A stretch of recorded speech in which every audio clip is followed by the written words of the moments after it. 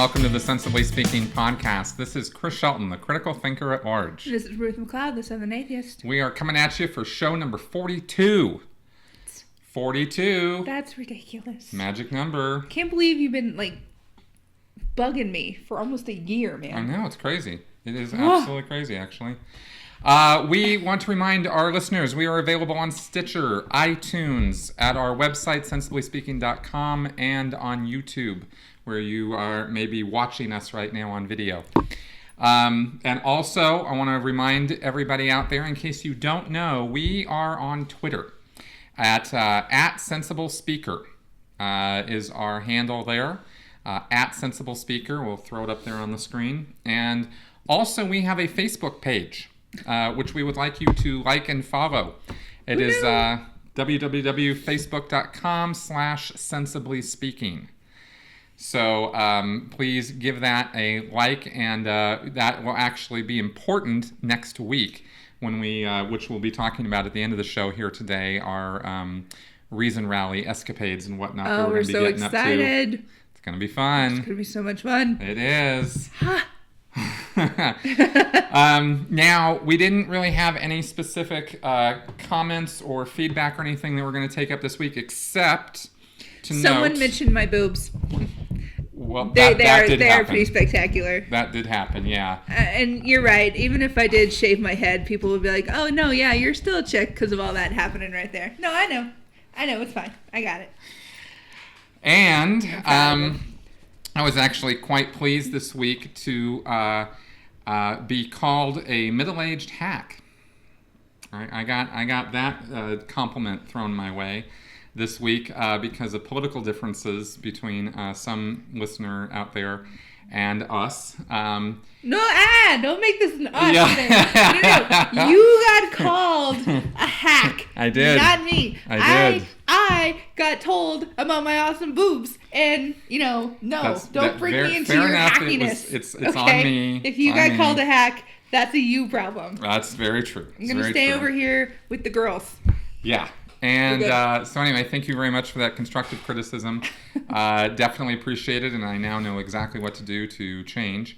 Now, also though, something I did take to heart, and I did want to let everybody know about, is for future episodes, somebody made a comment about the TPP, the Trans-Pacific Partnership, and the fact that last week we had commented on the fact that we don't know enough about it to comment on it. Exactly, right? Which is probably the most honest statement we could make about it, rather than... I'm not about to sit here and pretend that I know. Yeah, any more than I do. Exactly. So I started looking into that, and spent some time actually today on that, and found that really just got barely into the tip of the iceberg on it. It's a huge subject, learning about international trade and what goes on between these various countries. And this TPP, this Trans-Pacific Partnership, has been being worked on for about 10 years now. I mean, there's a lot to know about this thing. And this right here is a 25-page summary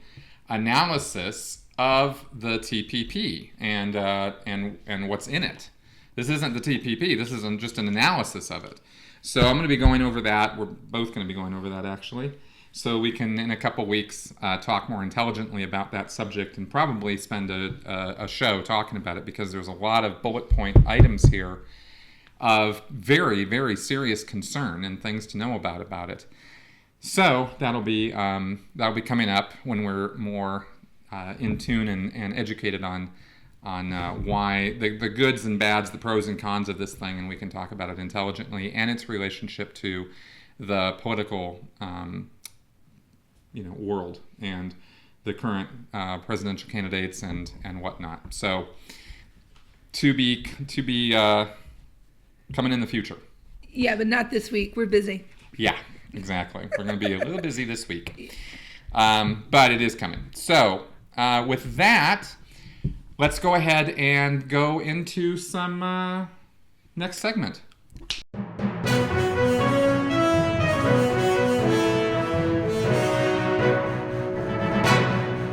So, in the news, our first story is from the Associated Press. from out of Ohio. This comes from Ann Sanner, and just published about a week ago. This is out of Columbus, Ohio. Now, what happened is Ohio passed a law that basically stripped Planned Parenthood of state money. Stupid. Which, of course, mostly comes from federal money. Feds give the money down into the state then disperses it. And by law now, the state is saying that they are not going to be dispersing these funds to organizations that promote or carry out abortions. Because, Ohio just doesn't like abortions. There are several things wrong with that statement that you just said. But Well, let's go ahead and get into them then. Yeah, well, the problem with this is, the law of unforeseen consequences. Because they're doing this, health officials are now faced with scrambling to find replacement providers to perform other functions that Planned Parenthood was dealing with. Surprise, they weren't just doing abortions. And what sort of services were they providing? Cancer screenings? Why? That's right. And STD screening? Yes. How did you know these things? Education? Yes. In fact, teen pregnancy prevention education. What? Yeah. And providing prenatal care to women, as well as other services. Yeah. So, HIV testing and counseling for residents, which apparently, by the way, you think HIV is like not a big deal. In Ohio, amongst African American men, HIV's been on the rise, and Planned Parenthood was working on that, right? And the Jim Adams, who is Canton, the city of Canton's health commissioner, said we've not really been able to find a suitable provider to take their place. No shit, Canton, because no one wants to go in there and then have you guys throw up all your goddamn trap laws. Jesus Christ, Ohio, are you freaking serious? Did you really not see this coming? No city planner went, excuse me, no, nobody? All right. Yeah, so that's what's happening there, and yeah. And here's the thing. Here's the commentary on this, right? In terms of trying to, maybe discuss this a little bit more rationally than just, you stupid idiots. Although we kind of feel that way. I think Chris just called me irrational again. No. I think he did. No. I think he did. No.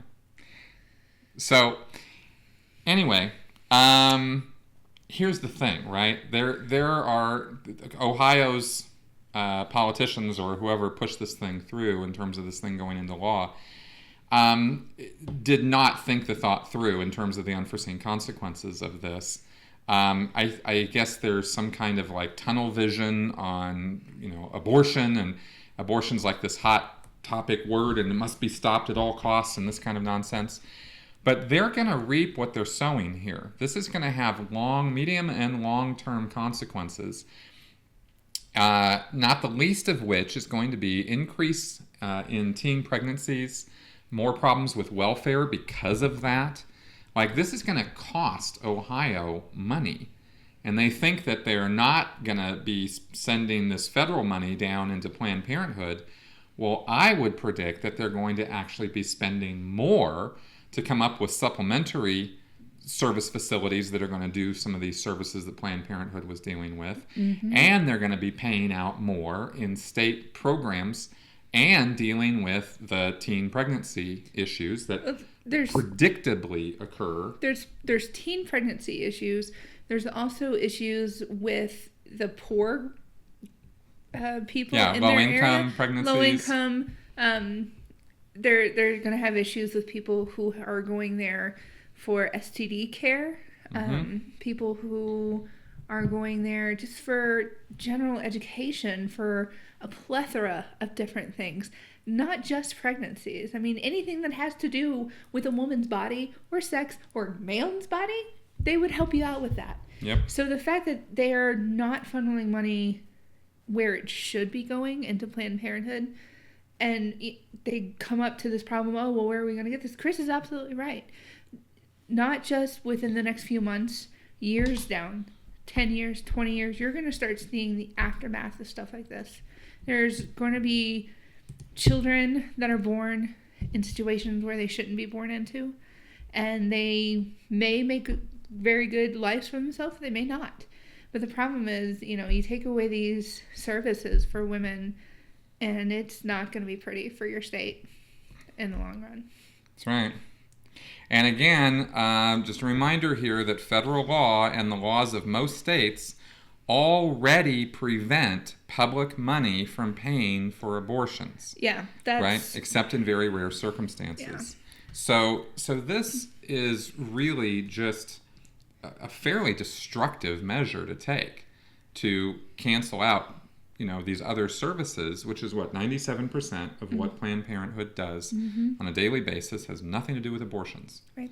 So talk about throwing the baby out with the bathwater. There was also, I'm not sure if it was specifically Ohio, but I did read somewhere where they were trying to pass a law that says that they will not give federal money or state money to an institution that promotes abortion, which is constitutionally illegal. Because it's the First Amendment, your right to free speech.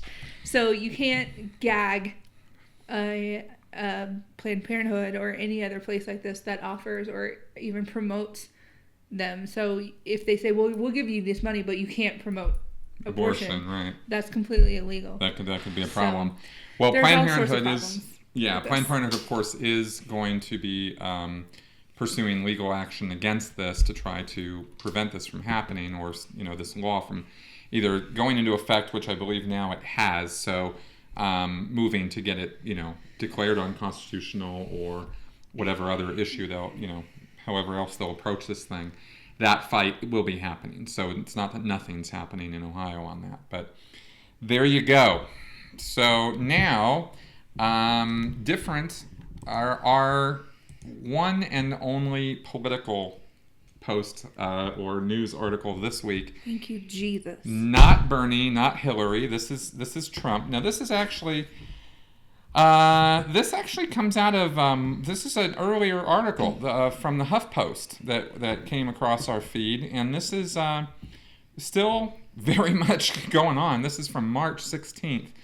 And this is by Melissa Shelton on HuffPost, and this article is Donald Trump is successfully conning the entire country.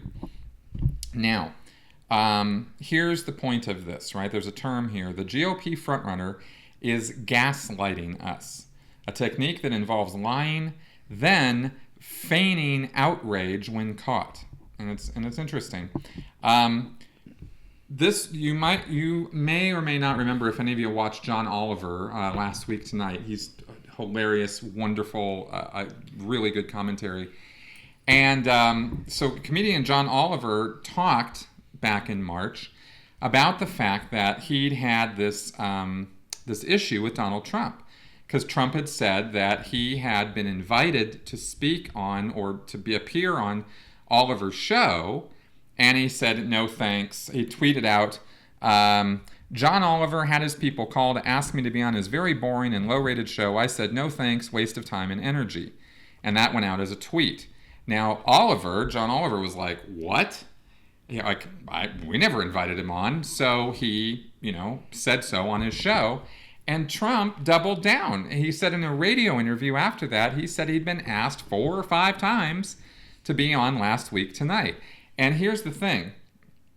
Oliver says, it was genuinely destabilizing to be on the receiving end of a lie that confident. I even checked to make sure that no one had even accidentally invited him. And of course they hadn't, right? Sorry. But it's probably not even a funny part. I'm picturing John Oliver running through the studio and running through the back offices going, who texted Trump? That's right. And of course that's exactly what he did. But this is what this term gaslighting is all about, is you tell a lie or you do something, and this comes, of course, from a movie called Gaslight from the 40s. But what it means is that you tell a lie so confidently, so boisterously, so dead on, and you just persist with it. You don't give it up, even when you're faced with direct contrary evidence that it's a lie. You just keep pushing it. And so what happens, the phenomena that happens with most human beings when somebody is doing this to them is they introvert. They, what? The lie just keeps pummeling them, right? So they just start doubting themselves. I must be wrong somehow about this. And so the point of the article here, of course, is that Trump is doing this to the entire country. And there was an article here that's quoted from the U.S. News and World Report. A woman, Nicole Hemmer, argued that he's a classic gaslighter. She said, Trump is a toxic blend of Barnum and bully. If you're a good mark, he's your best friend. But if you catch on to the con, then he starts to gaslight. Ask him a question and he'll lie without batting an eye. Call him a liar and he'll declare himself truthful to a fault. Confront him with contradictory evidence and he'll shrug and repeat the fib. Maybe he'll change the subject, but he'll never change the lie. And so now we are, of course, this was written before Cruz, Rubio, these other guys had dropped out. Mm-hmm. Now we are faced with Trump as the only Republican. He is the Republican candidate. It still needs to be made official, but I mean, he's the only one in the running. So here's my problem with this, right? Is, I mean, I have more than a little bit of experience with, this kind of psychotic behavior, basically. Mm-hmm. People lying like this, mm-hmm. right? And I guess maybe a little dismay here, maybe a little apathy, I'm not sure, but I'm just kind of like,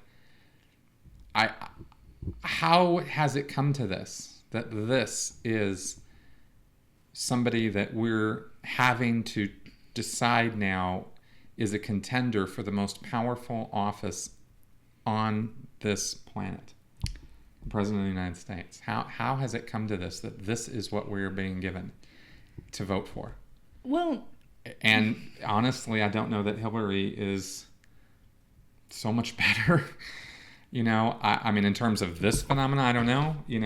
I don't trust her. What concerns me more is that our people, our nation, won't, refuse to vote because you're giving us dog shit and we refuse. Mm-hmm. We won't come up and say, do better because we deserve better. What will happen, what always happens, is that we will just say, oh, okay, well, I have to choose the lesser of two evils. Right. And we'll just settle for it. Right. And I think that goes against every single thing that we're taught about our country growing up. Very much so. I mean, I had the whole, America, fuck yeah, kind of education growing up. That's right. We're the best, we're awesome, no one can beat us, we do what we want, freedom, I had it even more. I grew up in the 80s. Right. Right. Ronald Reagan, man. Yeah. So I don't want to say that I'm ashamed of our populace, but I'll be disappointed in our populace come election time when we're all just kind of very apathetic about it. I think that maybe something we've been talking about for a while, and it's occurring to me right now, is like our help me Obi-Wan, you're my only hope sort of move here is the Bernie movement, and not. Maybe Bernie makes it, maybe he doesn't. It's the coin's still up in the air. We'll see what happens with that. We're not calling it until it's called. But if he doesn't go, as like one of our commenters pointed out, Bernie's movement is an extension of the Occupy movement. Right. And that is the civil protest, that we have going in this country right now. That group of people are saying, yeah, no. Not so much, not interested. And we don't want this, right? And you even mentioned last week, as a Bernie supporter, I'll write Bernie's name in rather than vote for the lesser of two evils. And this is not the first time I'm hearing that. I got told I was privileged for being able to do that. I don't understand. Not quite sure we understood that comment. Yeah. But okay. I mean, sure. But if it's really coming down to that and we are all going to lose our lives if Trump is voted in, dude, write it in. You're allowed to do that. That's not a privilege thing. We can all do that. That's standard. Yeah. So that's not special to me in any way, shape, or form. Trust me, I'm privileged in the fact that I'm white. Sure. That's it. And also privileged to probably in some sense, because we do have an international audience, that we are living in the United States. Sure. Right? There are privileges here Yeah. that must be acknowledged. I mean, and maybe that's the view that the commenter had in this particular issue. But regardless, I don't know. That is a right we have as voters. That was just a random thought process that I had there just now of writing it in somehow is going to kill someone. Right. It was a bit of an odd comment on that. Anyway, I think that I'm hoping that this movement that we've been talking about, with Bernie as its, symbolic head, does continue to move forward, and that those of you out there who are part of that movement keep pushing it forward and get others on board too. Because I think that, us being stuck in the rut of every election cycle, having to decide on the lesser of two evils, it's just, that's not what this system was designed for. Right. And it's not what it should be. Right. So that was that. Now, moving on, this story comes out of Wisconsin. Now, this was in USA Today, and this was yesterday's USA Today. This comes out of Milwaukee. Muslims file religious discrimination complaint against Wisconsin company.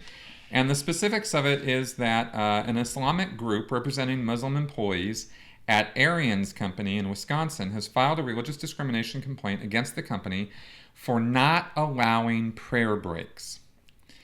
Now, more than 50 Somali immigrants, Muslims, protested the company's enforcement of a policy of 2 10-minute breaks per work shift without accommodations for unscheduled prayer time. And 15 of the Muslims are now represented by the Council on American Islamic Relations, who filed the religious discrimination complaint with the Milwaukee Office of Equal Employment Opportunity. So if you read fully into this argument and get all the way down to it, it kind of doesn't give a whole lot of backstory, but it does say that there was a time that the employer would allow a few of its employees one at a time to go and pray. Mm-hmm. What happened was, and this is me talking from reading a article, what happened was more employees, or they hired on more employees, and they are Muslim.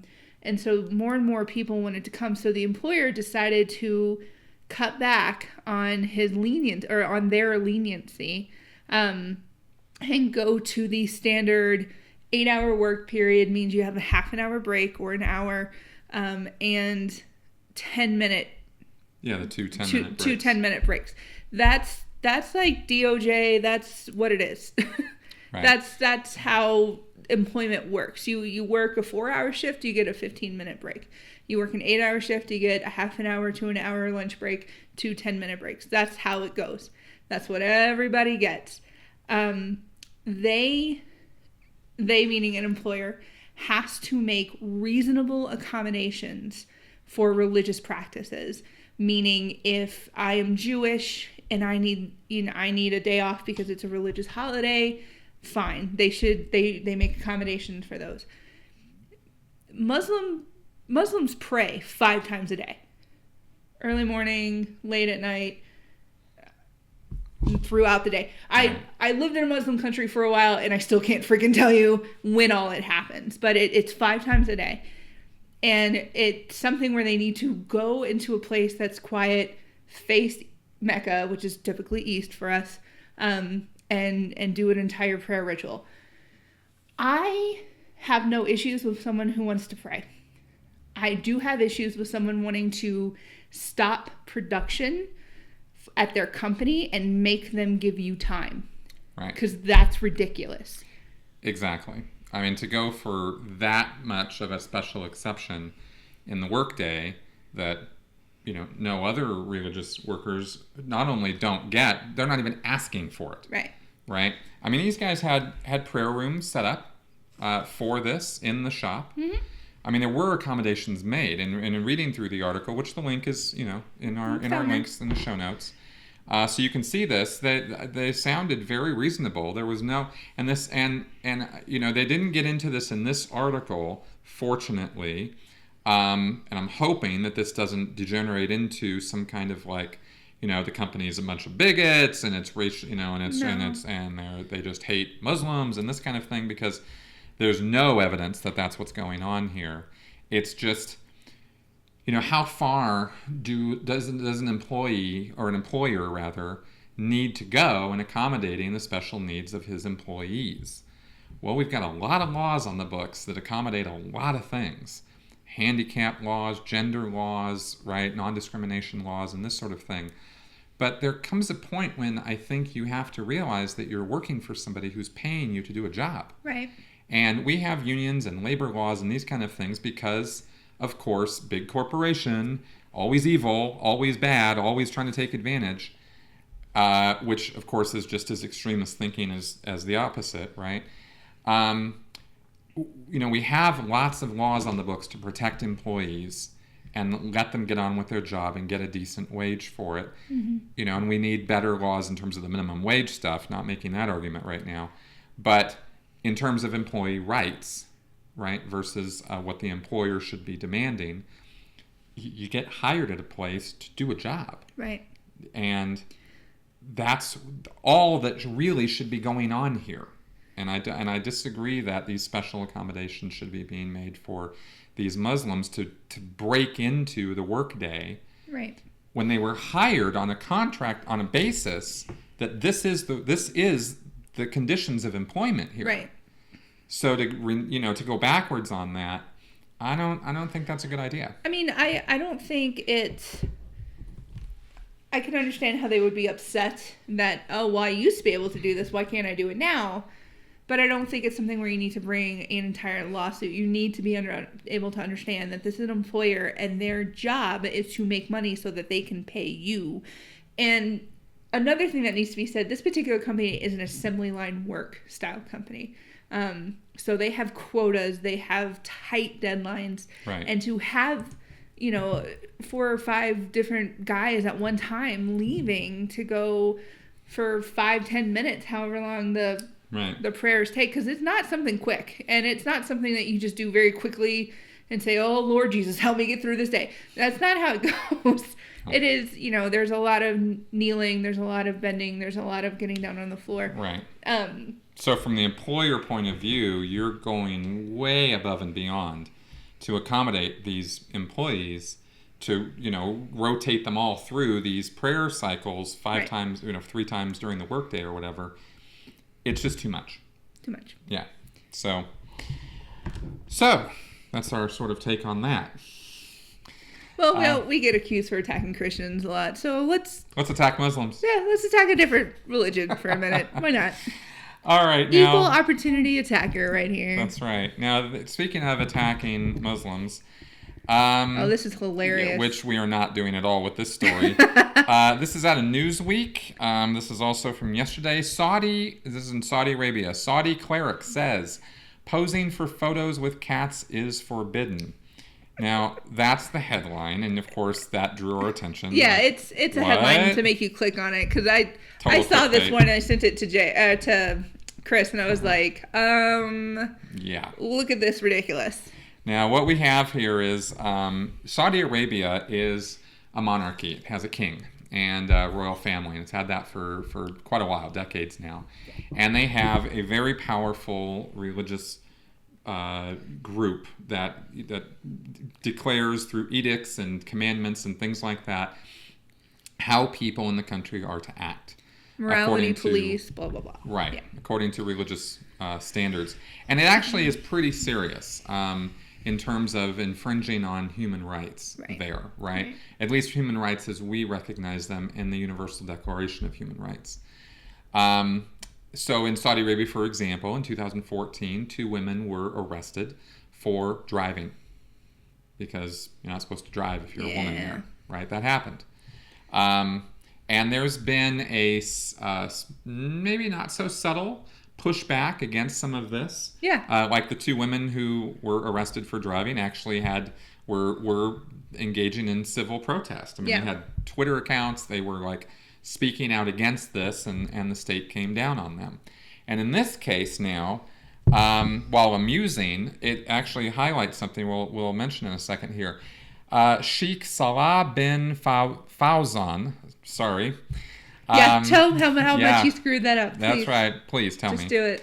A member of the Saudi Council of Senior Scholars was told about a new trend of taking pictures with cats has been spreading among people who want to be like Westerners. He actually did a televised broadcast in Saudi Arabia and was told about this trend, and he replied, "What? What do you mean pictures with cats? Taking pictures is prohibited. The cats don't matter here." And he went on to say, taking pictures is prohibited if not for a necessity. Not with cats, not with dogs, not with wolves, not with anything. So, of course, this went out, on YouTube and whatnot. And now, of course, these guys have also ruled that chess, the game of chess, is forbidden in Saudi Arabia because apparently it encourages gambling. And also, Sheikh said chess was a waste of time and money and a cause for hatred and enmity between players.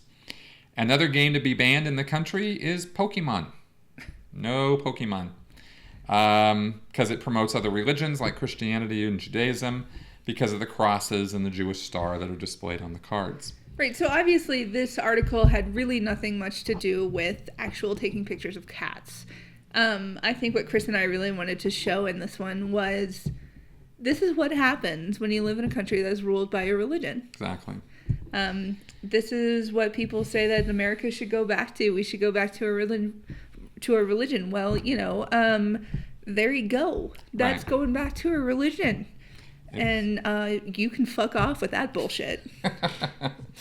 Yeah, to be blunt, yeah. This is this, and it actually is worthy of being highlighted because you go, well, that would never happen here in the United States, and you go, oh yeah, oh yeah. You're funny. You're hilarious. When you give people with religious authority this kind of authority over civil rights and personal rights, this is what happens. And it's sad, but it's true. And historically, I know, there's not even like a question about this. So just something we thought we'd throw out there because it's a necessary commentary on separation of church and state that does not exist in Saudi Arabia. Just imagine for a second, you can't post any cat pictures on Facebook. No more cat videos. You personally, right now, you're watching this. You can't do it because of a religious edict that says you can't. See, I don't have a cat, but that doesn't mean I don't like looking at people's cats. I like cats. There's tons of cute cat videos out there. They're adorable. I'm allergic to cats. I don't got any cats, but they're cute. Like I write my own blog, and I actually wrote a post about this, about a week ago or so, about, one of my brother-in-laws put up this whole thing where sign the petition to outlaw Sharia law in the United States. And are you fucking serious? Do you not understand that we have a separation of church and state, so you don't have to vote for stuff like that? Right. And he goes, oh, I never thought about it that way.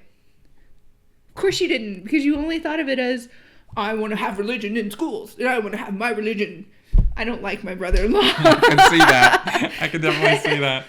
No love lost there. This is why we have stuff like that, so that we don't have some crazy-ass person telling us you shouldn't take a picture at all because it's immoral. Right. And actually, that's right. Actually, think about that for just a second. Not just cat pictures, right? I mean, it brings the point home a little bit. But now imagine, your cell phone, they actually like at the border, they'll disable the phone, right? Or the camera, or, like black them out or Korea. something. No pictures. None. It's ridiculous. How am I... How am I supposed to send pictures of how pretty I am today to my boyfriend? Right? So... How am I supposed to make his day? He needs to see my gorgeous face. So... yeah. Oh, and I'm reasons why I don't live in Saudi Arabia. And I'm sure there's someone who was like, oh, I can take pictures of my child. Yeah, right. I forget about the little kiddos every now and then. Sure, take pictures of your kids. I forget. Forget about the littles. When you don't have them, you forget that they exist. Okay. Maybe you forget they exist. All right. I'm gonna go home and eat cereal, man. I don't care. All right, so moving right along here, our next story. I'm drinking this and it's making me crazy. This comes from USC Annenberg, the University of Southern California. This is a website here on religion dispatches. Women are leaving church and the reason seems clear. This is by Patricia Miller from yesterday. Pretty interesting article here, only because it gives a little insight into it drills down into some specifics that I thought were pretty interesting things to know. A new Pew Research Center analysis of general social survey data confirms a long simmering trend in U.S. religious observance. While attendance at religious services has declined for all Americans, it has declined more among women than men. I'm so proud of you, ladies. So it goes into quite a few details here about the early 70s.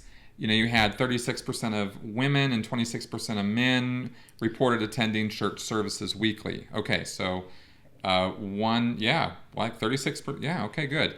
And then the gap reached its widest point in 1982. And then it began to shrink, the gap between men and women, right? More women were attending than men. And then this gap started shrinking. By 2012, 22% of men reported attending church weekly, as did 28% of women. So they had this gap going, shrinking.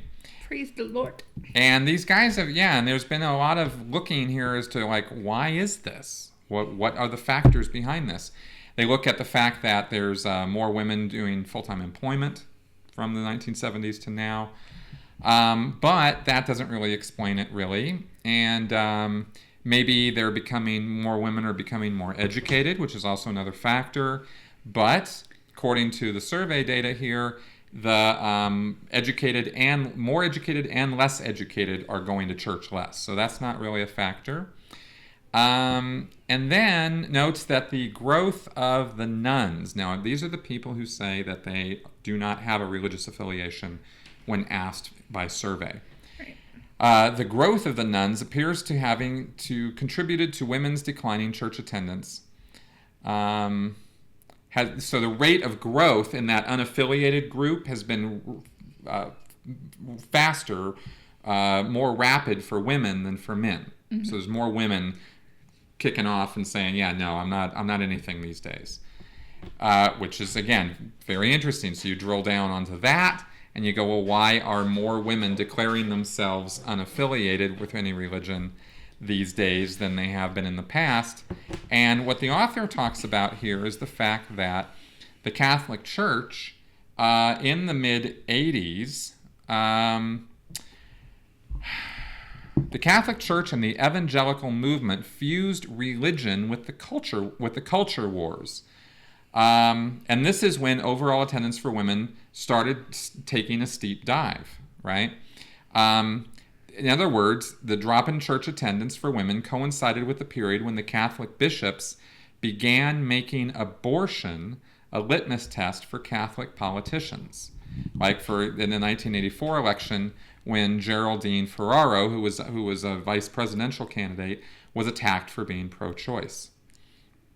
And it looks like when you drill down into Pew's numbers that this actually looks like it could be a valid data point for this. Women's church attendance recovered a little bit in the 90s, then began a long slide that's continued to 2012. And here you have sex scandals breaking out in the Catholic Church in 2001. And there was a significant decline in religious participation as a result of those scandals, according to other studies that were done at that time. And it's possible that that could have been large enough to affect overall church attendance. And then, of course, in 2004, the Catholic Church released, Pope Benedict released something that was critical of feminism and said women's characteristics were, quote, listening, welcoming, humility, faithfulness, praise, and waiting. So that's what the Catholic Church was saying women should be. And that didn't really go over so good. I don't think I got any of those. Yeah, listening, welcoming. Oh, I can listen. Humility, faithfulness, praise, like offering praise, and waiting. Just waiting. These are the characteristics of what women should be according to Pope Benedict.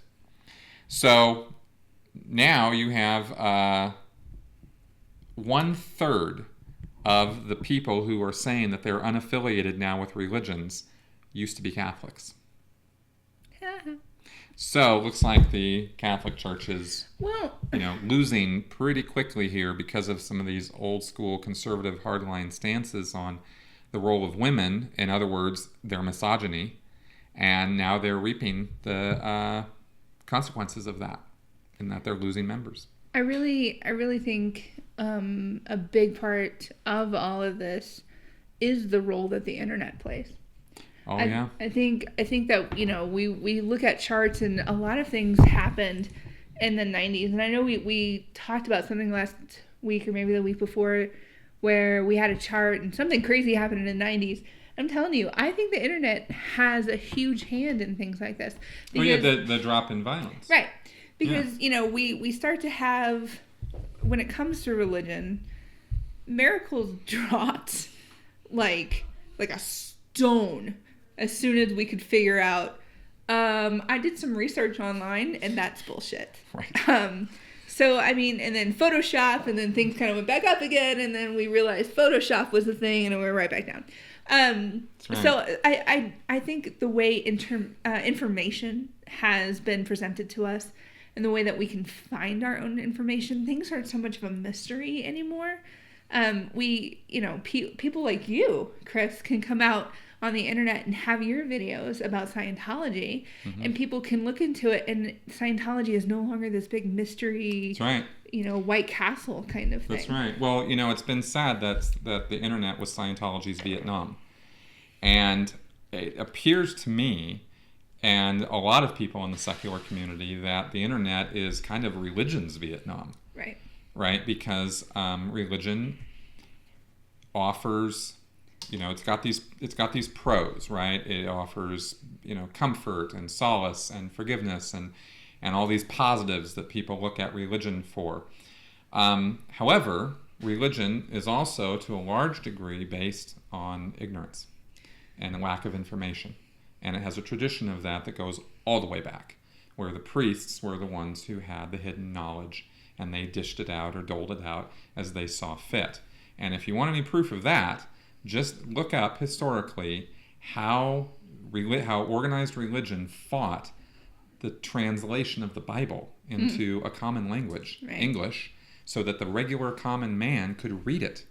Heaven forbid. Yeah, because up until that point, the priests were the only ones who had that hidden knowledge that was called the Bible. Well, if you let the plebs read it, then they'll interpret it their own way, and then you have all these billions of churches. Oh, whoops. Exactly. So there's a tradition there of enforced ignorance, and when that ignorance is overcome through a powerful medium like the internet, which we've never in history had anything like the amount of information we have at our fingertips now, you're going to have cultural shockwaves or a ripple effect from that I think we're seeing in religion. We're also going to have a ripple effect from, it mentioned women in the 70s and the whole women empowerment movement that we had in the 70s. So these women had children, and these women raised these children, and these children are now hitting the 90s as adults making their own decisions. That's right. Boom. And it drops. And I'm telling you, one of the reasons that I feel that I strayed away from a religion is because of the way that my religion treated my mother. And I saw that, and it enraged me. Mm-hmm. Please don't come at me and tell me that I'm just angry at religion. I'm not. I am upset with a particular church, the way they treated my mother. And so I was raised with a very strong, independent mother. And so I feel like that contributed to me leaving the religion and feeling rather confident about my departure. Mm-hmm. So I think that's another factor that you have to put in here. There's multiple factors that obviously is going into this, but definitely. I think, you know, the women's empowerment movement in the 70s raised children to be a little bit more powerful. And so you have women who are being raised in the 80s, 90s, early 2000s that saw what men were saying that we should be, and we went, no, excuse me, no. Because if you're going to tell me that a man is the one who's supposed to be taking care of me, and that son of a bitch can't get a job, no, not doing it. Right. Or that son of a bitch is beating me, F off. I'm going to be patient, and no. Right. So I just think that's basically what's been happening. Exactly. Yeah, I think there's a very big gap in the reality or the worldview of the Catholic Church, for example, at its core, versus the real world and what's going on in the real world, right? And as that gap widens, membership drops. Social issues, like you mentioned, the sex scandal, things like that. We're becoming more aware of things like that. We're becoming more of an empowered society when it comes to people who are different than the quote-unquote norm. So LGBT rights, ADA, other things like that, women's rights. It's becoming more of a forefront in everyone's minds. And so when you have a church that is battling against that, you start to see the conflict there. That's right. And you're going to go with the one that feels more morally correct. And usually, not always, listen to me, not always the non-religious side. I am in no way, shape, or form saying that any religion is not morally acceptable or not socially right. No. Shh. Stop it. I am just saying that when there is a conflict between the two, a lot of people are going to the side that gives more civil rights than religious rights. That's all. Okay, good. And with that fully clear, we're going to move on to the our other segment here. This is not news now. We don't have a name for this segment. It's just Reason Rally. We're excited! Woohoo! Oh my gosh. Yes. I have to read. Hang on, I have to adjust. I got all excited. Yes, this is actually, we're actually very, very excited. And we are now a week out. Next week's show, we will be in Washington, D.C. And the show is not going to be a show in this format. We're going to be doing some different things. We figured some stuff out. And so we want to tell you about what we're going to be doing because we want you to be part of our experience with this. And we want you to know what happens there because Reason Rally is important. So the rally is going to be held June 4th, which is a Saturday, at the Lincoln Memorial in Washington, D.C. And literally next week. You guys are going to be hearing this on Saturday next week. It's about a week from today that you're listening to this. Along with, and there will be other ancillary events at nearby hotels, but the main event is Saturday at the Lincoln Memorial. Now, here's what the Reason Rally website says. Reason Rally 2016 is a celebration of fact-driven public policy, the value of critical thinking, and the voting power of secular Americans. The goal of Reason Rally 2016 is to showcase the presence and power of the non-religious voting bloc, and to demand that reason be put at the forefront of our public and political discourse. We want to excite and empower attendees about that message so they bring it back home and apply it at the local and state levels. And it said here also under celebrating secularism, not only are we celebrating our secular, atheist, agnostic, humanist, free-thinking, and non-religious identities, we are preparing to exercise our power at the voting box to bring good sense back to government. But Reason Rally 2016 is first and foremost a celebration. We'll have awesome speakers, bands, entertainment, and political leaders all there to celebrate and support the secular community. So, next week, our podcast is going to basically be live video on our Facebook page and on Twitter, where we'll be updating you guys, whoever our viewers are, on who's speaking, because we're going to be there watching these speakers all day Saturday.